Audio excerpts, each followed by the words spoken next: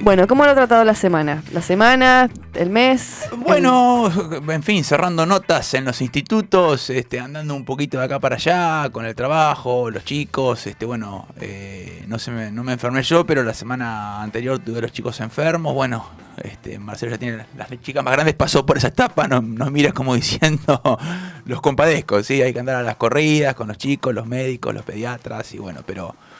Yamila lo vive. Todavía, sí, claro, sí. Pero se sale ileso. Se sale, lo que pasa es que la etapa más complicada, ¿no? Con los fríos y las gripes y todo, así que bueno, en fin.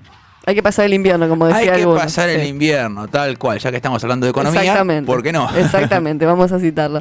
Bueno, nos ha dejado un poquito en paz el dólar, ¿no? Lo tenemos un poco olvidado al dólar. Hay una suerte de pax cambiaria, ¿sí? Que, bueno... Fíjate, le viene bastante bien al gobierno, que ha logrado desde el punto de vista electoral equiparar un poco, por lo menos eso es lo que dicen las encuestas, ¿no? Equiparar este posible resultado en agosto y en octubre. Y sí, la verdad que no deja de ser una buena noticia tener un dólar más estable. Es cierto que por ahí los números de inflación, si ven, están arrojando valores más bajos. Recordemos siempre que son más bajos comparado con picos históricamente altos, del 4, del 5%, ¿no? Es decir, me parece que claramente el gobierno no puede estar contento de tener una inflación que anualizada le da arriba del 40%. ¿Episodio aislado o se puede convertir en una tendencia? Bueno, claramente el gobierno apuesta a que se convierta en una tendencia. Hay que ver si la suerte le juega a favor, ¿sí? Digamos que esto de tener el dólar controlado le va a permitir lograr ese objetivo. El tema es controlado hasta cuándo, ¿no? Recordemos que en Argentina siempre tenemos esos desfasajes cambiarios. Sigue siendo alto el atesoramiento de dólares, la gente sigue comprando dólares para atesorar. El gobierno dice que tiene la plata para responder a cualquier tipo de cimbronazo en el mercado cambiario. Seguramente o probablemente lo logre hasta fines de año. El problema mío, lo que más me es hasta diciembre, la meta es hasta diciembre. Sí, porque es una meta claramente electoralista. ¿Sí? Digamos, en este sentido nunca podemos acusar al gobierno de hacer eso porque todos los gobiernos lo hicieron, es parte del gen político. Todos los políticos quieren ganar elecciones, no hay mucho para decir con respecto a eso. Ahora a mí, si me preguntás, me preocupa mucho más lo que va a pasar después de diciembre que lo que va a pasar de acá a diciembre. Claro. Esa es la gran preocupación mía.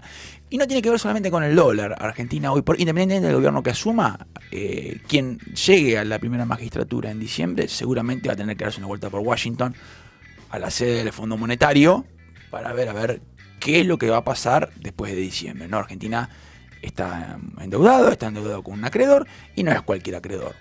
Es un acreedor que exige, o que seguramente va a exigir a cambio, reformas estructurales. No nos vamos a meter acá acerca de si son o no necesarias, esa será harina de otro costal. Seguramente muchas de esas deben ser necesarias. Ahora, la historia argentina demuestra que cuando esas reformas se hacen apuradas, se hacen mal y la que se perjudica es la gente. Un ejemplo clarito, la reforma previsional de 2017 le costó un trimestre de actualización a los jubilados que nunca volvieron a recuperar.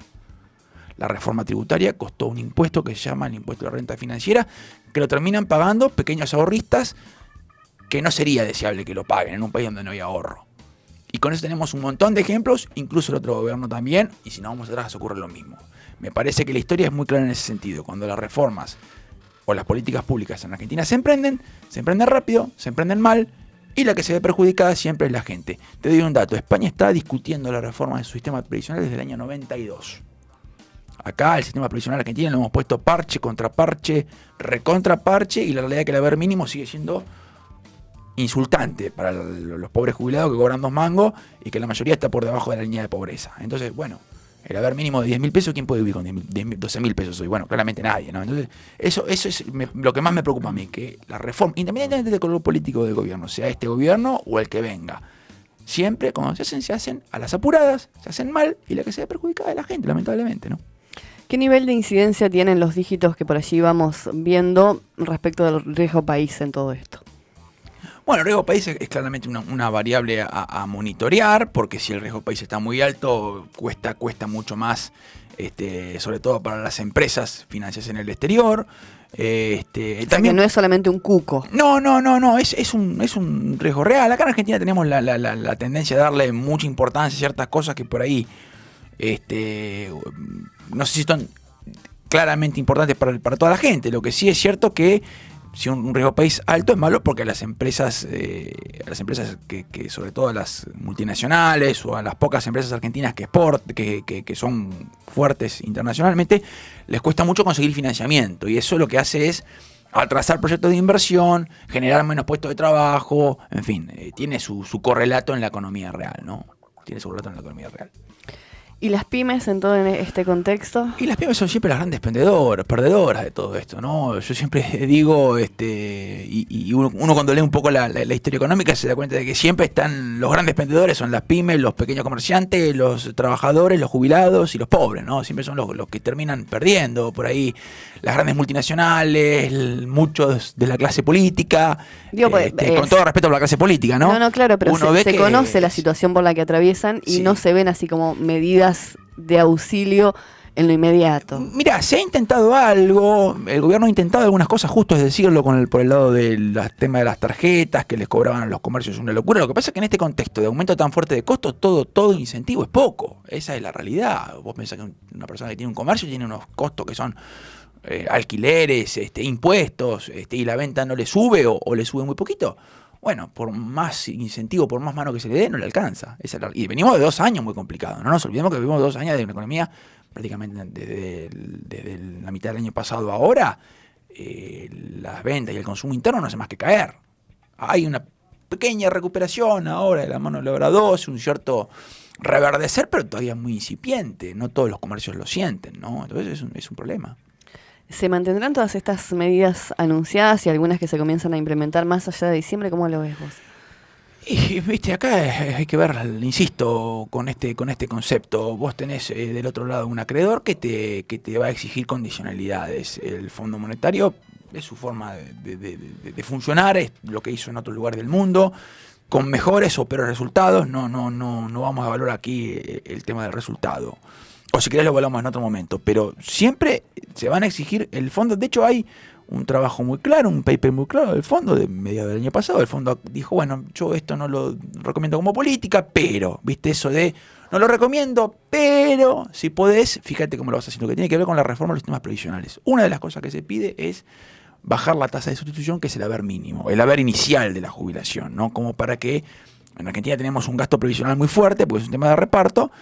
Y bueno, son cosas que uno dice, caramba, ¿no? Incluso vuelven a recomendar en el mismo trabajo, el mismo paper, como deseable la implementación de los sistemas de capitalización privada, que ya se implementaron en Argentina, que no funcionaron, que se están implementando en Chile, que la gente está muy desconforme, con lo cual uno dice, bueno, a ver, ¿hay que hacer las reformas? Seguramente, pero evaluémoslo bien, veamos bien ganadores y perdedores, porque si no, insisto, si se hace rápido o se hace mal, la perjudicada o los más perjudicados siempre son los mismos. La canasta básica en el último mes aquí en nuestra ciudad, medida por el CREVA, se fue un poquito más allá de los 31.000 pesos. Miércoles, mucho. Es mucho para una familia tipo, muchísimo. ¿sí? Que además tiene que pagar un alquiler, que Muchísimo. tiene chicos e hijos en edad escolar Muchísimo. y demás.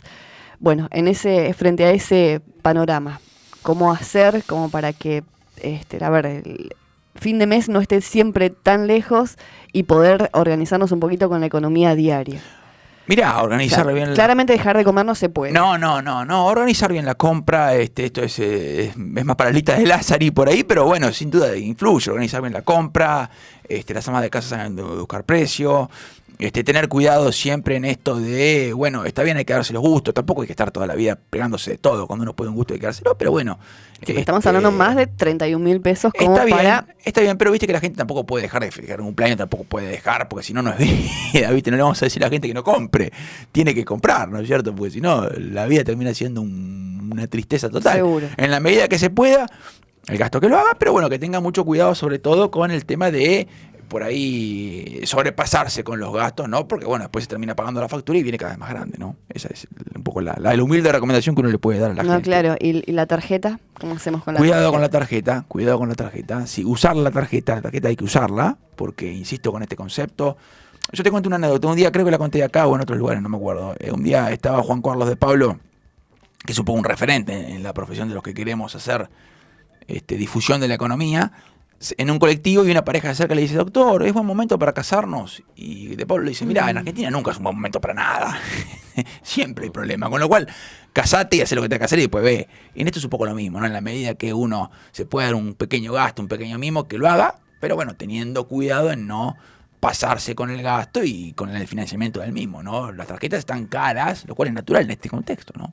Sí, o por allí la letra chica y no confiarnos en eso de que, bueno, voy, la letra gasto, chica, después el mínimo, pago el mínimo y pago el mínimo. Guarda con el mínimo, guarda con los cargos no pedidos, seguir un poquitito, leer bien la información en las páginas web, leer bien los contratos que se firman, asesorarse. Siempre hay algún amigo contador, economista a mano, pero bueno, eso, tener cuidado con el gasto. Pero insisto, con este concepto me parece que está bueno por ahí, tampoco vivir en una caverna y tenerle miedo a todo, porque bueno, tampoco me parece que sea la idea, ¿no?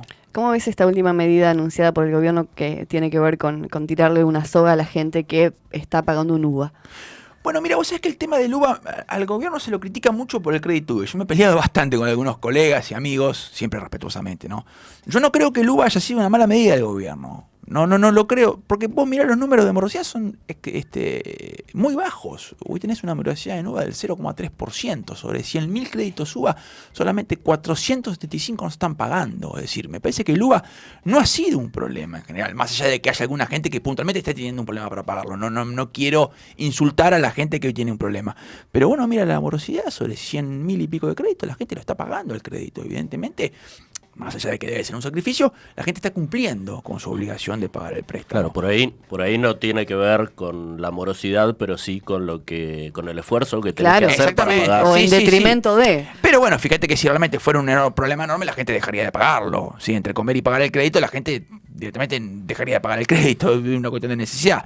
Evidentemente la gente lo está pagando, con lo cual, con mucho sacrificio, está cumpliendo con su obligación. Por eso insisto que para mí el UVA no es, uno puede criticar al gobierno por un montón de cosas, por la política económica que ha cometido claros errores, claros desaciertos. Ahora me parece que el UVA no es la principal crítica que hay que hacerle, desde mi humilde opinión. Sin duda me parece bien estos 80 millones de pesos que anunciaron, 80.000 millones de pesos que anunciaron, no, 80 millones creo que eran, como máximo para cubrir ese desfasaje. Bueno, es una ayuda a la gente que le va a venir, sobre todo a esa poca gente que está teniendo problemas, que pueda cumplir con su obligación y que se pueda quedar con la casa, que al fin y al cabo es lo que quiere, ¿no? Después otra cuestión, los bancos, que también los he criticado hasta cansarme por un montón de cosas, no tienen un negocio inmobiliario, tienen un negocio financiero. Ningún banco va a querer la casa, no quiere que le pagues. Entonces tampoco veamos demonios como que a los bancos les interesa quedarse con mi casa. El banco lo que quiere es cobrar. Es decir, en la medida que se pueda dar esta ayuda, bienvenida sea, ¿no? Ya había proyectos hace rato, incluso del lado de Marco Labaña, el hijo de Roberto, había presentado un proyecto distinto de lo que quiere hacer el gobierno, pero tendiente a compensar al deudor UVA. Otra vez, políticas públicas que a veces se hacen a las apuradas, que no se estudian lo suficiente. El gobierno dice, bueno, yo no me imaginaba que la inflación iba a ser del 50%. Bueno, deberías haberte lo imaginado, ¿no? Uno dice, pero bueno, fuera de eso, insisto, no soy tan crítico de los UVA, no me parece que haya sido lo peor que hizo el gobierno. Sí, Marcelo.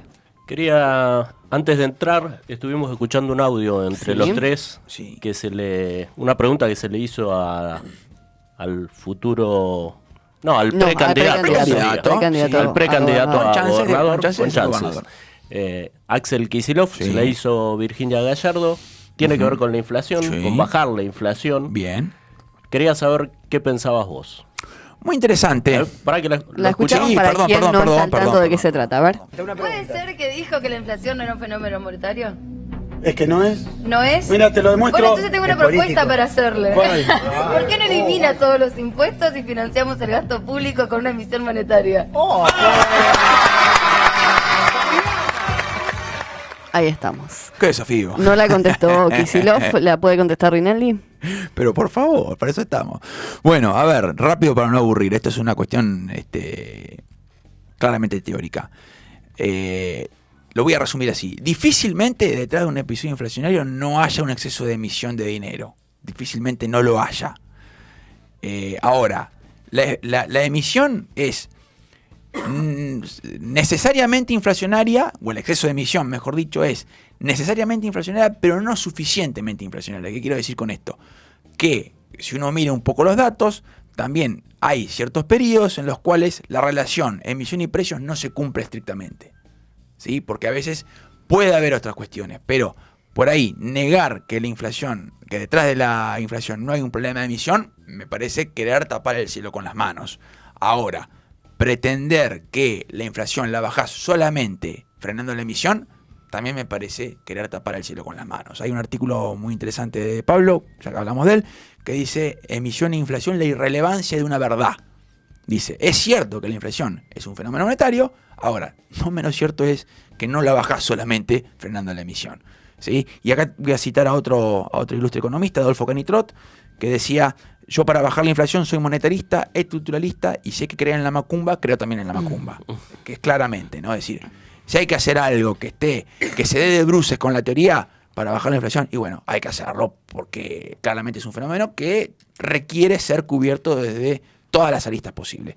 Y no digo nada nuevo, Israel, que fue un país que logró bajar mucho la inflación, recurrió a algo que todos los economistas liberales demonizan, como los acuerdos de precios. Lo hizo. ¿Pero alcanza solamente con los acuerdos de precios? No alcanza, claramente no, también hizo lo otro. Bajó el gasto, bajó la emisión, hizo la otra parte. Pero los acuerdos de precios los implementó. De hecho, congeló aumento de precios por un periodo de tiempo. Indonesia llegó a subsidiar el arroz.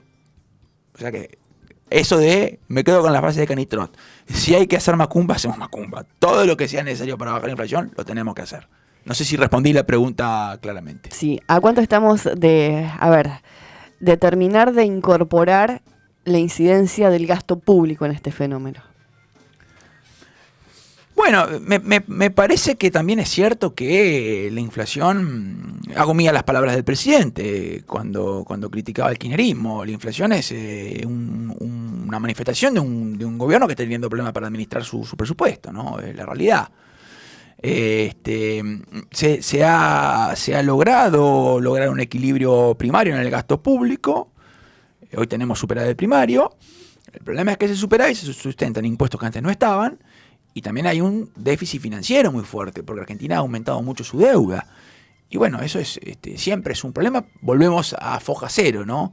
Es un problema, por tanto, la negociación para extender el pago de la deuda son reformas. Y vuelvo a lo que dije al principio. En Argentina, independientemente del color político del gobierno que está gobernando, que repetición, no quería hacerla, siempre las reformas se hacen rápido, se hacen mal, y a la gente es la que se ve perjudicada. Porque no se discute lo suficiente, porque no se debate lo suficiente, porque no hay tiempo, porque hay que hacerlo, porque es plata, no hay mucho más para decir, ¿no? ¿Puede pasar que también por allí los asesores no sean los adecuados? No lo creo. Mira, hay gente muy formada. Históricamente Argentina ha tenido gente que tiene unos pergaminos bárbaros, de todos los gobiernos, lo digo, el anterior lo tuvo, ni hablar. Me parece que tiene que ver con esto de que no es fácil ser ministro de Economía en Argentina o tener un cargo público importante en Argentina. No es fácil, es un país complicado, y bueno, pasan estas cosas, ¿no? Lamentablemente, insisto con esto, me gustaría ver que estas reformas que seguramente se van a implementar se discutan lo suficiente en el Congreso. Acá hay la importancia de tener un Congreso que discuta, que debata, que se siente a llamar a los mejores asesores, a los mejores especialistas, para evitar, insisto, que en esta reforma los perdedores sean siempre los mismos. Eso me parece que es lo que falta en Argentina, ¿no? Que las cosas no se discuten con el suficiente tiempo, las cosas en las apuradas se hacen mal y bueno, siempre termina siendo perjudicado lo mismo. Quiero tu visión personal como economista. Olvidémonos de diciembre y vamos directamente a marzo del año que viene. Sí. ¿Pensás que se va a pensar de manera seria en políticas económicas a largo plazo, ¿no? Así tan cortoplacista como venimos haciendo, todos tirando manotazos de ahogado, y a las apuradas, como vos decías, justamente se hacen rápido y se hacen mal? Digo, vamos a empezar a pensar en serio en políticas económicas que logren estabilizar un poquito el país. Me cuesta mucho porque la historia nos condena, lamentablemente. Vuelvo con esto, no es una cuestión de partidos políticos, todos lo hicieron. Como siempre le digo a Marcelo fuera del micrófono, que él recuerda siempre esta frase, hasta los que me caen bien lo hicieron, ¿no? Con lo cual la gente que me cae bien, que uno tiene cierta afinidad, lo han hecho, con lo cual acá no se salva nadie, esa es la realidad. Si lo van a hacer, insisto, la historia los condena. Esperamos que sí. Me parece que va a servir va a ser para bien de todos si eso empieza a pasar. Déjame decirte también de que así como uno a veces es crítico con la clase dirigente por estas cuestiones, también déjame ver algunas cosas que se han hecho bien. Un ejemplo muy puntual, la Ley de Economía del Conocimiento, que es una muy buena ley, que fue fogoneada por este gobierno, fue votada por unanimidad en el Congreso.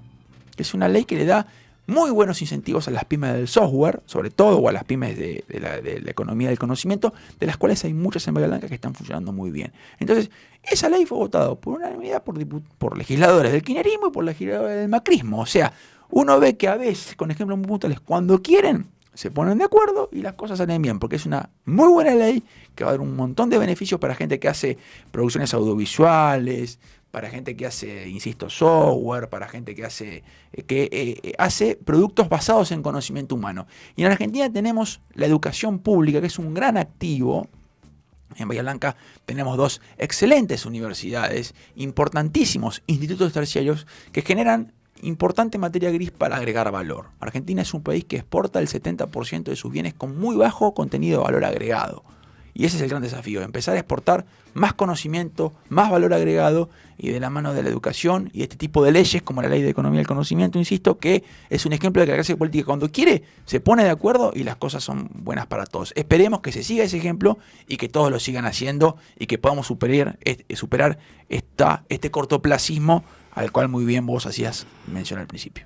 Prendamos velas para que eso suceda. Ojalá, es para bien de todos. Rinaldi, ¿cómo sale Unión Automoto mañana?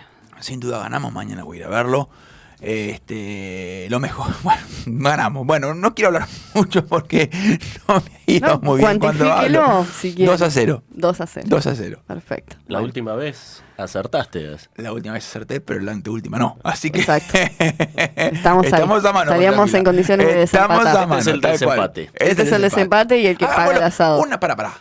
Vamos a hacerlo bien. ¿Una botella de Fernet te gusta? Sí. Porque si no, viste. Porque yo he hecho apuestas botellas de Fernet y las he pagado. Entonces, botella de Fernet. Porque si no, viste, el asado no, hoy no puedo, siempre va a ser una excusa para no hacerlo. Poneme el graf. Pará. Mejor todavía. ¿Te gusta el whisky Haney? Prefiero el Fernet. El Fernet, me sale barato. Sí, porque es fácil ganarles a ustedes. Ahí está. Rinaldi, muchísimas gracias. Un placer. Bueno, pasaba Francisco Pancho Rinaldi, un amigo de la casa, y siempre es bueno y es ilustrativo escucharlo hablar de economía. Claro. A Francisco lo podemos entender todos, ¿no? Dista mucho de aquellos economistas que nos hablan un poco más en jeringoso, porque es muy difícil entenderlos.